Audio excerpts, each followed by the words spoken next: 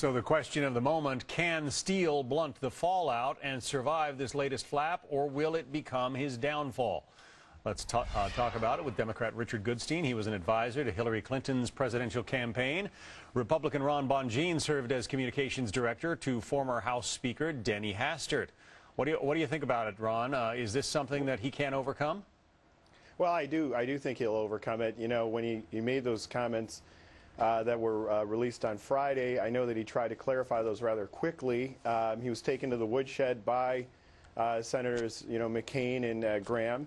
But I do believe he'll survive because no one of prominence within the GOP, in terms of United States senators or members of the Republican leadership, are calling for him to step down. The worst thing he could do right now is step down, because that would put the focus on Republicans for the next 2 weeks. Instead, we should be turning our focus back onto the Democratic Party, back onto President Obama and the lack of an economic agenda. I think that would be the smartest move that we could do. Well, but yeah. So Richard, are Democrats gleeful if this gentleman stays in his post? Well, I think most Democrats hope that he does stay. Look, this is a moment of truth for real Republican leaders, with all due respect to Bill Kristol and Liz Cheney. I'm talking about Senator McConnell and Congressman Boehner and the people who are elected leaders of the party. Imagine, just for a second, if John McCain were president and there were a head of the Democratic National Committee who said something so bizarrely wrong as if they hadn't read the papers since 9/11. Could you imagine that people would say, oh, yeah, let that person stay in office. He's a worthy head of a national committee.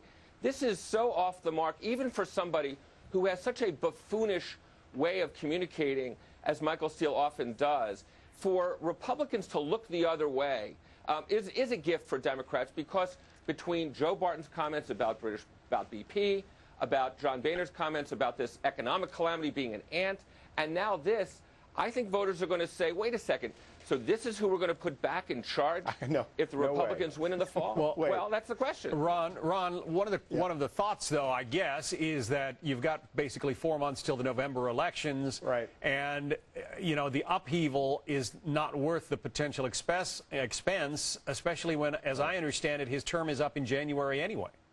Yeah, this is going to be up to the members of the RNC, the 168 members. What Republicans should be doing right now is keeping their focus on the economy and what Americans really care about. They view this as a minor distraction, but they really care about whether or not they have jobs. And right now, American people overwhelmingly support Republicans more than Democrats, and we're hoping that works out for us until November. We just need to keep the pressure on. However, if we create a circular firing squad and keep talking about this issue for the next week or two, that doesn't do us any good, and it helps the Democrats.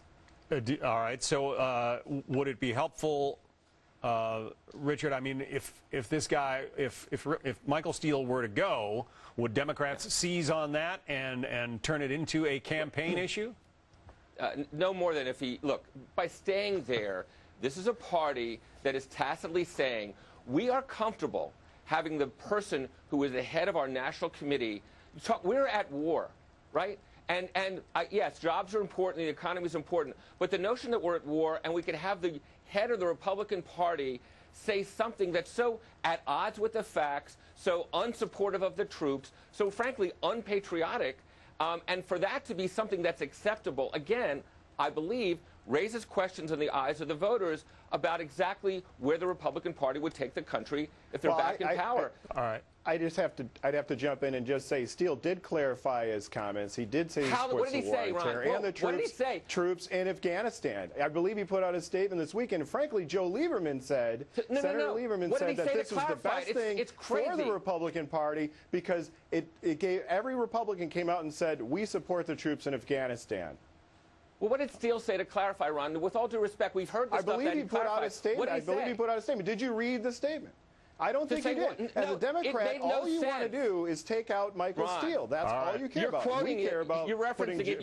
You evidently haven't read it either. We're going to have to let you guys fight this one out during the break. Ron Bonjean, Richard Goodstein. I'm sorry, Richard Goodstein, Ron Bonjean. Thank you. Thank you, John. We're definitely agreeing to disagree on that one, John. Vice President Joe Biden is pushing Iraqi leaders to bridge their differences before the next wave of our troops head home. Why the concern now that a political stalemate